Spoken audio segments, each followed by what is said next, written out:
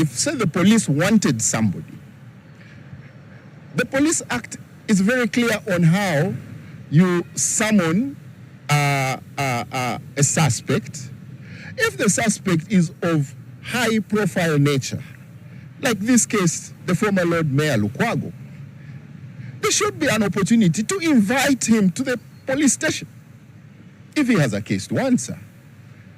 History teaches that when nations rarely descend into authoritarian tendencies overnight, it happens incrementally. When extraordinary methods become normalized, when institutions hesitate to question excesses, and when citizens begin to accept exceptions to the rule of law as routine. When people get such kind of feeling that the law is not being respected, then it becomes a danger in a sense that, one, they can go quiet, and when they go quiet, that's not a good signal. The more we instill fear in people, at a certain time that fear also denies you the opportunity to get exactly what are people's real feelings about particular situations and about particular projects. For a nation that once vowed never again to the excesses of its past, the true measure of progress lies in ensuring that no Ugandan, regardless of political affiliation or status, disappears beyond the protection of the law. Because when fear begins to overshadow due process, history has a way of asking difficult questions about whether the lessons of yesterday were ever truly learned. David Ijo, NTV. We'll be starting with the forceful removal of former Kampala Lord Mayor Erias Lukwago by armed security operatives that has once again ignited debate over the growing involvement of military personnel in civilian law enforcement. Human rights defenders, legal experts, and religious leaders are now questioning what security agencies hope to achieve through repeated abductions and violent arrests of civilians and opposition activists. The images of armed men, often in civilian clothes or military attire, descending on homes, especially of opposition politicians or activists, have become familiar in Uganda's political landscape. The latest victim is former Kampala Lord Mayor Erias Lukwago, who was forcibly removed from his residence by heavily armed operatives on Monday morning. For many observers, the incident is not isolated. On the 28th of December 2021, writer and human rights activist Kakwenza Rukirabaseja was produced before Buganda Road Court and remanded to Kitalia Prison until the 21st of January 2022 after he pleaded not guilty to 2 counts of offensive communication. This came after days without his family or lawyers knowing his whereabouts. Once he was granted bail, he decried what he called torture by security personnel who had held him. In March 2022, through his lawyers Kiza and Mugisha Advocates, Kakwenza filed a case in the East African Court of Justice seeking compensation for what he called torture and illegal detention meted out against him. In March this year, questions were also raised when security operatives stormed the home of activist Norman Tumihimbise in an operation described by some stakeholders as excessive. If the operation was official, then they are cowards. Because you can't put on a pistol these young girls trying to ask. Even they asked about the route to the Syrian. So this is people's army. Over the years, numerous supporters of the National Unity Platform have reported being abducted by unidentified security operatives held incommunicado, with some later only appearing in court, one of these being Eddie Mutwe, who was the party president Robert Chagulanyi's bodyguard. In October last year, 2 Kenyan activists, Bob Njagi and Nicholas Oyo, were taken by security operatives and held incommunicado for over a month before being released without charge. While initially security had denied knowledge of their whereabouts, President Museveni came out revealing where they were. They had come to train our people. Of course, with our very good intelligence system, we picked them up. And they have been in the fridge for some days. In December 2025, Masaka Catholic priest Father Deusdedit Sekavira was taken by men in army uniform, prompting condemnation from religious leaders and Christians who launched nationwide prayers for his release. He only appeared after some time in court and charged with money laundering. In January this year, security operatives raided the homes of 2 deputy presidents of the National Unity Platform for Northern and Western Uganda, Dr. Lina Zedriga and Jacqueline Tukamushaba. For weeks, relatives and NUP leaders did not know their whereabouts until they both appeared in court on the 6th of February in Gulu and Dora, respectively.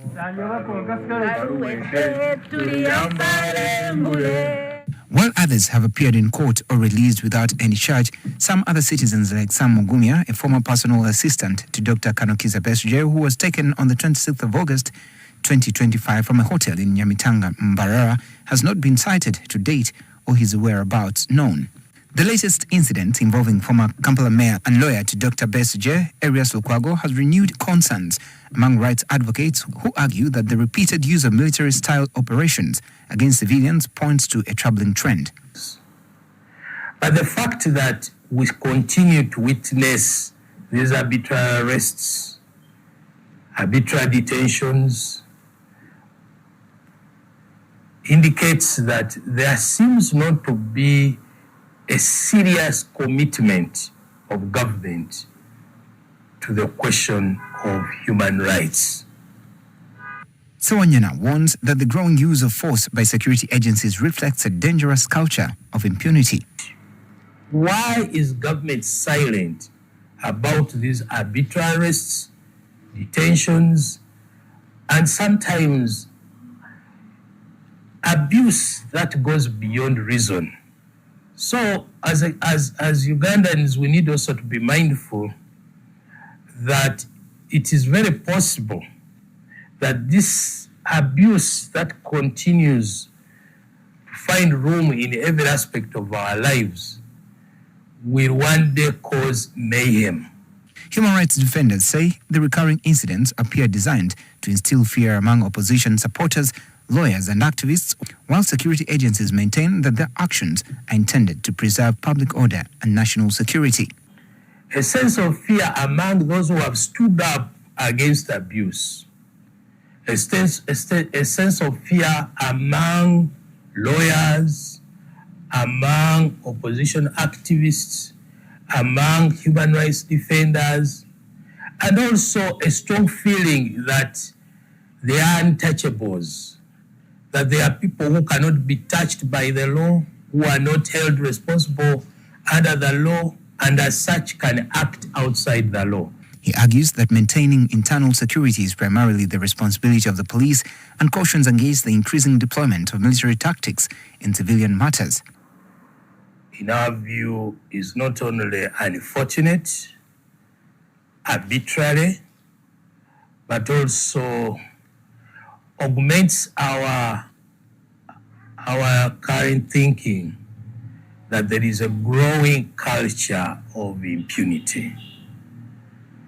The Ghana Human Rights Commission says it is already engaging authorities over the latest incident, as Director, Complaints, Investigations and Legal Services, Pauline Nansamba, explains. We have been engaging with authorities to better understand the circumstances around what happened. On our part, this is an ongoing intervention, so I would not like to comment so much, just to let the public know that we are engaging at the highest levels, and when we are in a position to give a clearer picture of what happened and what the circumstances are, we will be communicating that. She adds that the law clearly outlines how arrests should be conducted. To us, of course, there's the Police Act that provides that framework. We have the Criminal Procedure Code Act. We have the Magistrates Court Act. All of these laws provide for, actually, even a fellow civilian may, in certain circumstances, restrict someone if there is anticipation that a crime has been committed. But the preserve of arresting civilians rests with the police. Despite criticism directed at state institutions, the Human Rights Commission insists it will continue speaking out. But as a national human rights institution with a constitutional mandate that is clear, I would not say that we are afraid.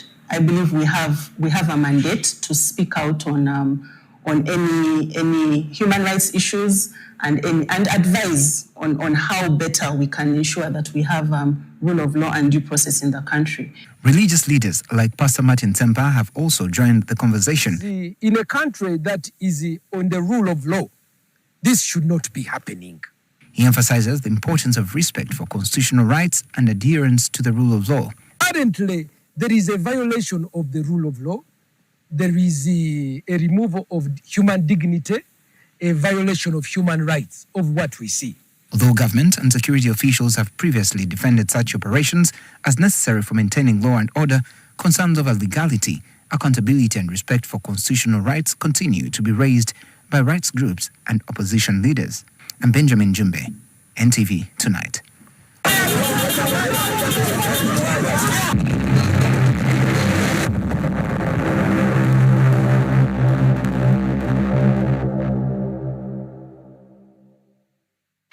We're now looking at other stories on NTV Tonight. As Uganda marks the Day of the African Child, attention is being drawn to children who come into conflict with the law and the efforts to rehabilitate them. Under Ugandan law, children who commit offences can be arrested, taken to court and sentenced. Minor cases are handled by magistrates' courts, while serious offences are tried by the High Court. Now, children at Kampiringisa National Rehabilitation Centre must have a court order. Jose Nachibule reports in the second part of a week-long series.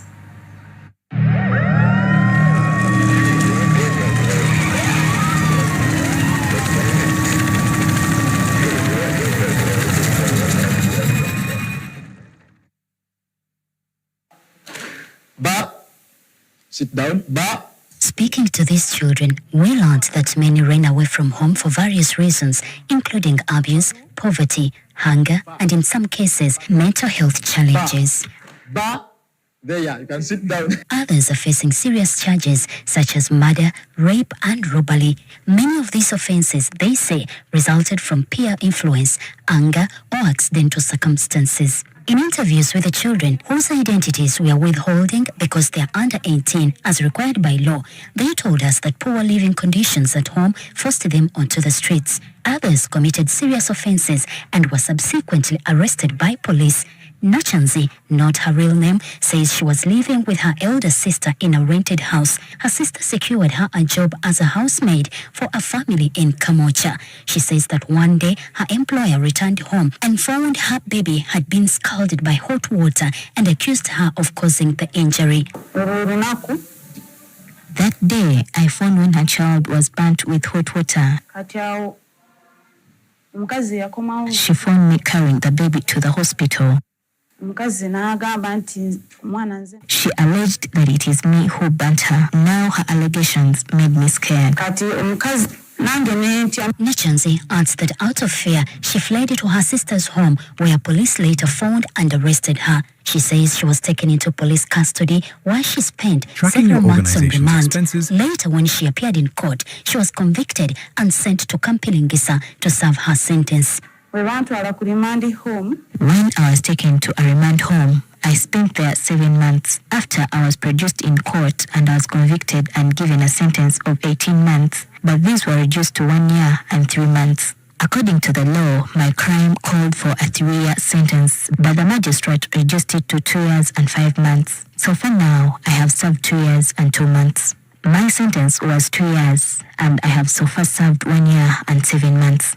She maintains that she did not commit the offense and is serving an 18-month sentence. Others, like Sadat, not his real name, from Masaka, are facing charges of rape or defilement, while others are serving sentences for murder, robbery, and related offenses. According to the law, my crime called for a 3-year sentence, but the magistrate reduced it to 2 years and 5 months. My sentence was 2 years. I have so far served 1 year and 7 months. After conviction, instead of being sent to adult prisons such as Luzira or Kitaria, these children are sent to Kampiringisa because they are minors. On entrance, a child has to be medically examined. Though we do have medical reports that come from the districts attached to their court orders. But still, for us here on entrance, we have to do medical examination. Upon arrival, like all new admissions, they are introduced to the center's rules and regulations and accommodated according to their age groups. Age bracket, we have the partition dormitory, where the age 12 sleep here, 13 sleep alone, 14, 15, 16 up to 17. But also, we have developed some structures that we have the leaders, the prefects. Each age is managed by certain prefects. So we don't have any fights. During sentencing, there is no discrimination, whether male or female. All children are sentenced according to the offence committed. We do not discriminate any of them. Whether you have committed a murder offence, you are going to sit in the same dining hall, you're going to eat the same food, you're going to share the same dormitory. However, the principal of the centre, Topis Tamutoro, says every child has the opportunity to receive visits from relatives. But we have, of course, a time limitation. We begin from 8 up to 5. And of course, we have not seen parents coming from beyond that time. Only that if we have a special visitor who comes, a parent who comes after 5, and of course they give explanation that you have come from Arua, traveled the whole night.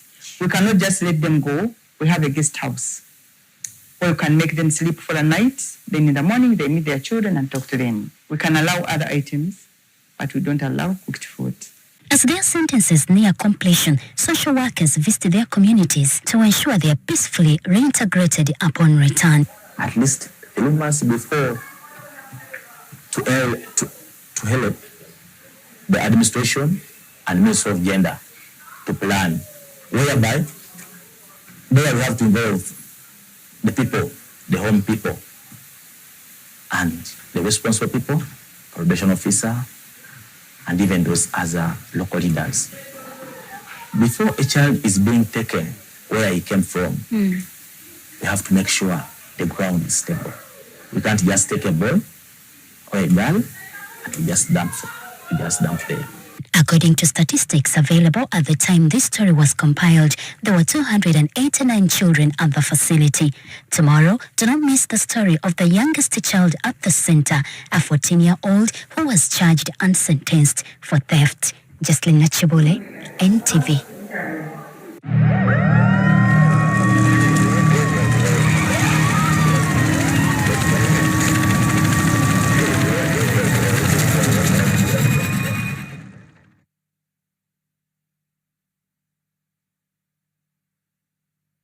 Just a few minutes to 10 p.m. Glad you're still here with us on NTV tonight. We'll be taking a short break and Malcolm Sime will be right here with business news.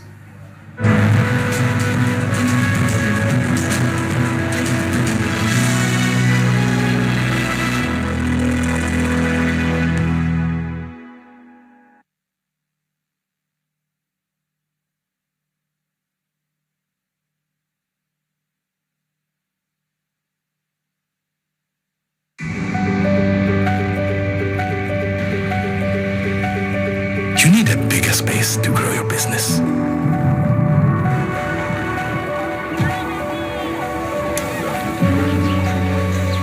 You need to be ready for any season.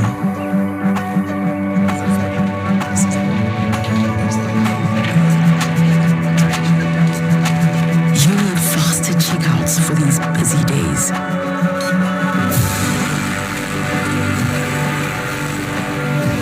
You need more equipment to meet demand.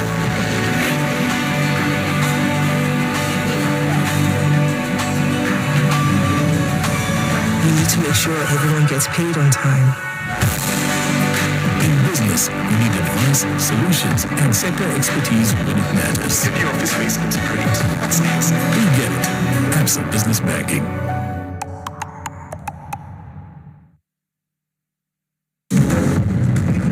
How do you make a party? You take time to prepare, to bring all the pieces together, to craft it right. The result, great refreshment. And that makes it time well spent.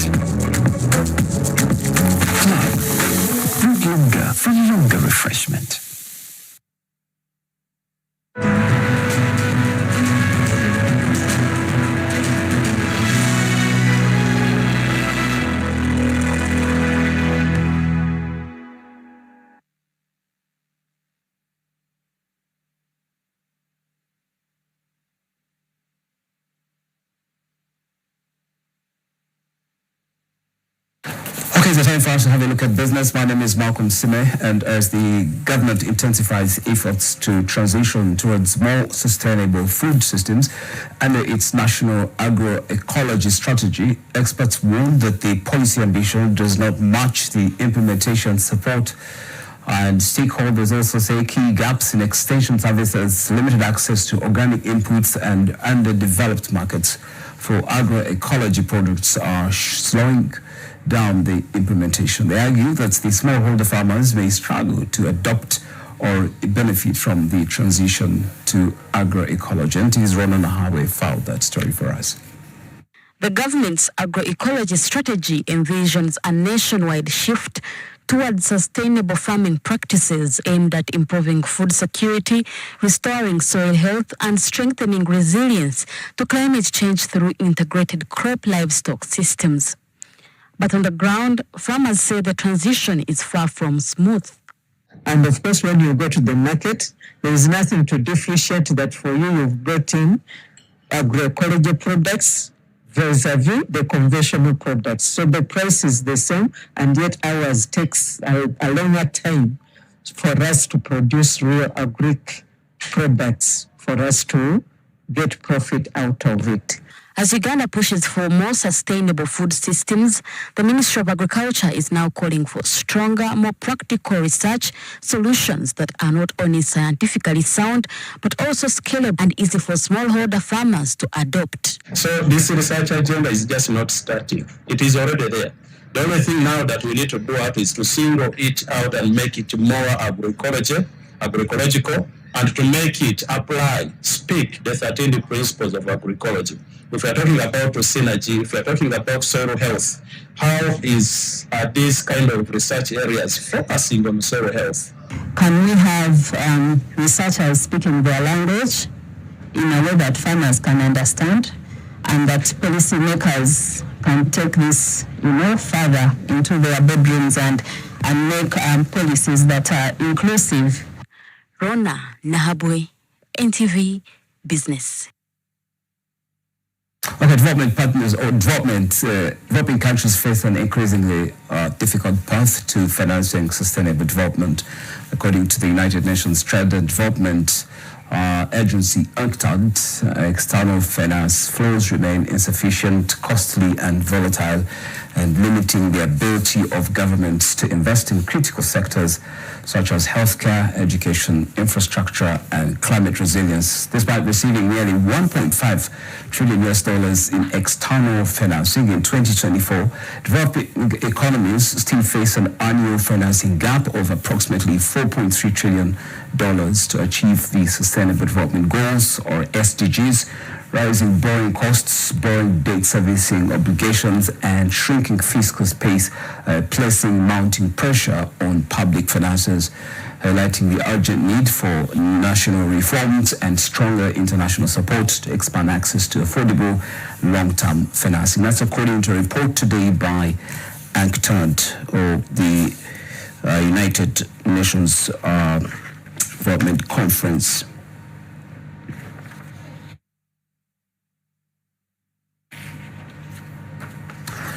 All right, let's move in now. The State House Investors Protection Unit, commonly known as SHIPU, says it has handled more than 1,500 investor complaints, resolved over 1,000 cases, and safeguarded investments worth $147 million, or about 558 billion shillings, through its electronic investors protection portal. And the agency says it is streamlining investment processes and helping build confidence among investors. NTV's Rachel Navsuri spoke to the director at the State House Investors Protection Unit, Edith Nakalema, to get these details. The State House Investment Protection Unit aims to protect investors from corruption and delays through its electronic investors protection portal. Ours was to ensure that we interconnect all government agencies, ministries, and departments to ensure that once they click or tap into the State House Investors Protection Unit portal, they can access any government agency in line with investment promotion, protection. Additionally, The unit has successfully mobilized capital amounting to $140 million, approximately $558 billion from various sources. The investors that have come through us, the ship, not us as people, the State House Investors Protection Unit, have a worth of 147 million United States dollars, USD 147 million so far. That's what is, and we try our level best not to put the figure high. We know that it is above, but the $143 million we can actually trace and tell you this investor is here, this is what he does, and so that's what we. When it comes to benchmarking, how does Uganda's investment protection practice compare with other countries? Uganda's Electronic Investors Protection Portal has already won an award at the continent level. And so these were the countries that competed. Kenya won a gold award in addressing a health challenge. Their portal was addressing providing health services very fast. Ours attracting FDIs, foreign direct investments, without struggle, without delays. While the Electronic Investors Protection Portal has made strides in protecting investors, addressing persistent challenges will be critical to ensuring Uganda remains a safe and attractive destination for investment. Rachel Nabisubi for NTV Business. All right, so let's have a quick look at Forex and equity markets wrap. And according to the report, Uganda Securities Exchange closed today's session on trading activity was really mixed, and the OSHA index was slightly lower, while the local companies index posted marginal gains. Trading activity was largely driven by MTN, which accounted for the bulk of the day's turnover at 2.07 billion shillings. Among the movers, Jubilee Holdings posted the strongest gain of the day, rising 3.7%, while Centum Investments recorded the biggest decline, shedding some 1.68%.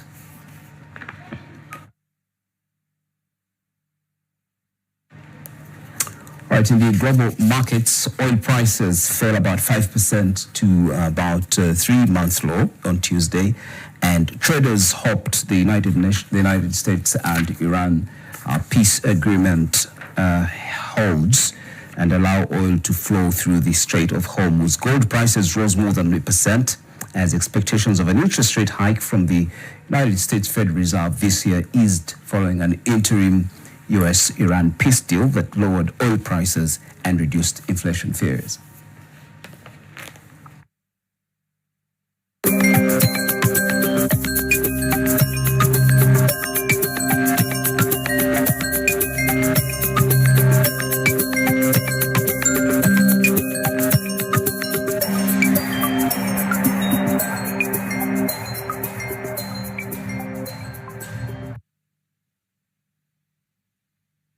And that's all the time we had for you on business. Next up is Sports with Sandra.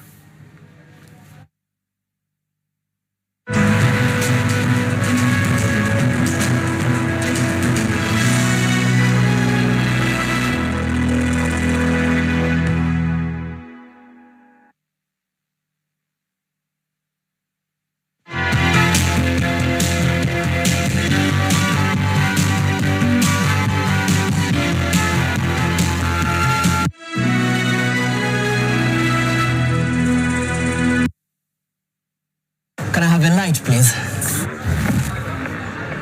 What is this? Castro Light, the best testing light. Try it. Try it, try it, try it. Da, da, da, da.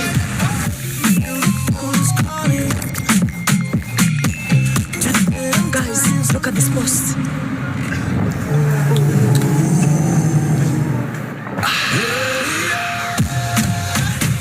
Nothing hits like extra cold. Castle Light. Try it. Home is where it all begins, where love thrives and every surface tells a story. With Ace Multipurpose Cleaner, enjoy the calming pine scent, the calm scent of Ace Disinfectant with apple fragrance, the vibrant citrus scent of Ace Bathroom Cleaner, and the soft ocean fragrance. With Ace, you're one step closer to acing life on every surface. Ace, the scent of home and the power of clean. Ace products are available in all leading supermarkets countrywide.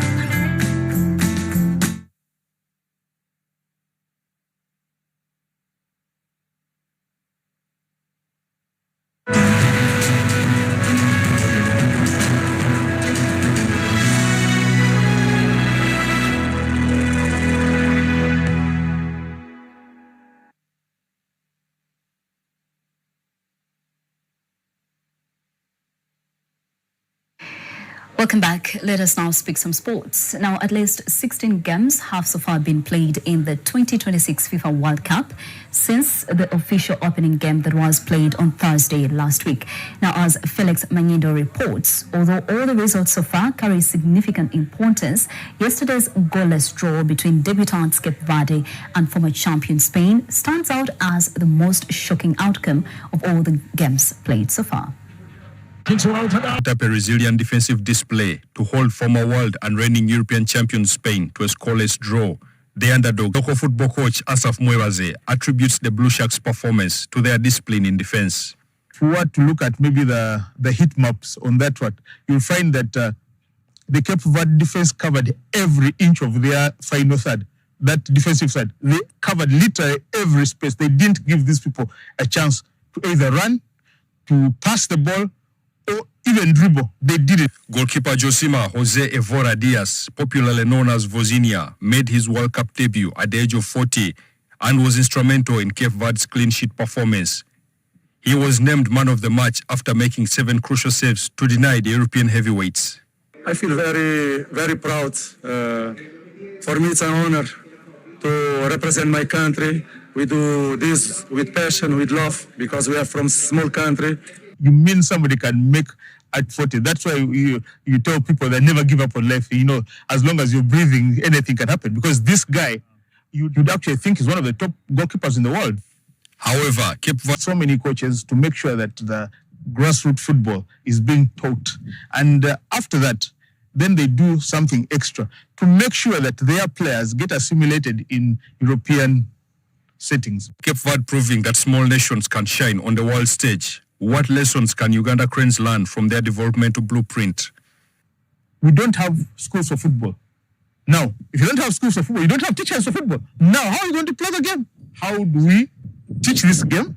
How do we get the players to play? So these schools should be all over. Felix Manyindo, NTV Sport. Thank you, Felix. Now, once again, sportsmen representing the 9 districts of Karamoja region will gather in Abim district from the 27th to the 30th of August to compete in the 4th edition of the Karamoja Games. Now, this is a story that we'll be looking at shortly. But just to move on, Buffalo's Rugby Club will be looking to win a maiden Uganda Rugby Premiership trophy after securing a final berth with a 48-23 points win over Impes Rugby Club. Let's look at that.